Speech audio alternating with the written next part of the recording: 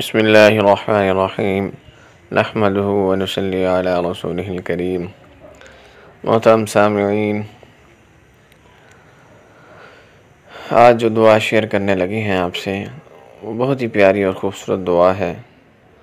ایسا عمل ہے کہ اس کے جو ثواب ہے وہ بہت زیادہ ہے۔ نبی علیہ السلام کی بتائی ہوئی دعا ہے، نبی علیہ السلام کو بتایا ہوا عمل اور وظیفہ ہے۔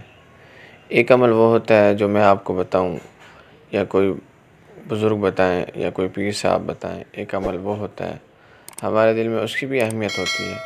اس سے بڑھ کر اگر ہمیں نبی علیہ السلام بتا رہے ہیں تو اس کی کتنی اہمیت ہمارے دل میں ہو۔ تو آپ سے گزارش ہے کہ اس کو اس اہمیت کے ساتھ، جس طرح پیارے نبی علیہ السلام کا ایک مقام ہے، درج ان کا جو ایک اللہ کے ہاں بھی اور ہمارے ہاں جتنا مقام ہے، اور ان کے بتائے ہوئے اعمال کا بھی اتنا ہی ہمیں مقام جو ہے ہمارے دل میں عزت اور احترام ہو، اور اسی یقین کے ساتھ کہ بھئی اس عمل کو ہم کریں گے، اس کا ہمیں یہ فائدہ ضرور ملے گا، کیونکہ اس کو بتانے والے کون ہیں؟ نبی علیہ السلام ہیں۔ اس چیز کا ہمیں یقین ہو، کسی عمل کو کرتے وقت یقین کے ساتھ کیا جائے تو اس عمل کا فائدہ زیادہ ہوتا ہے۔ تو اس لیے کوشش کیا کریں کہ عمل کوئی بھی بتایا جائے تو اس کو یقین کے ساتھ، محبت کے ساتھ اس عمل کو کریں تاکہ ہمیں اس کا فائدہ پورا مل سکے۔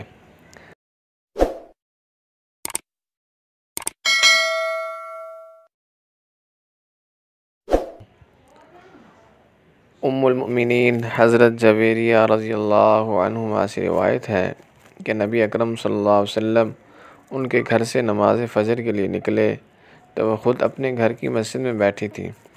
پھر جب نبی اکرم صلی اللہ علیہ وسلم چاشت کے وقت گھر لوٹے تو فرمایا، اے جویریہ، ابھی تک تو اسی حالت میں ہے جس حال میں گھر سے نکلتے وقت میں دیکھ کر گیا تھا۔ عرض کیا، جی ہاں۔ نبی اکرم صلی اللہ علیہ وسلم نے فرمایا کہ میں نے یہاں سے جانے کے بعد ایسے 4 کلمات 3 مرتبہ پڑھے ہیں کہ اگر ان کا موازنہ ان سے کیا جائے جو تم نے فجر سے لے کر اب تک پڑھا ہے تو یہ 4 کلمات اس سے بھاری ہو جائیں۔ وہ 4 کلمات یہ ہیں: سبحان اللہ و بحمدہ عدد خلقہ ورضا نفسہ وزنة عرشہ ومداد کلماتہ۔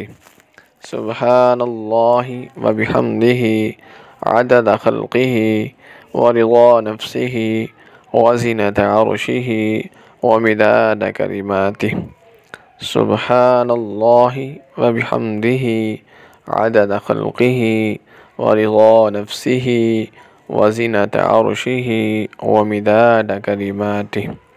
یہ کلمات ہیں، ان کو یاد کر لیں، صبح شام اہتمام کے ساتھ ان کو پڑھیں تاکہ آپ کے اعمال کے اندر ثواب زیادہ سے زیادہ جمع ہو سکے، زیادہ سے زیادہ آپ سمیٹ سکیں ثواب۔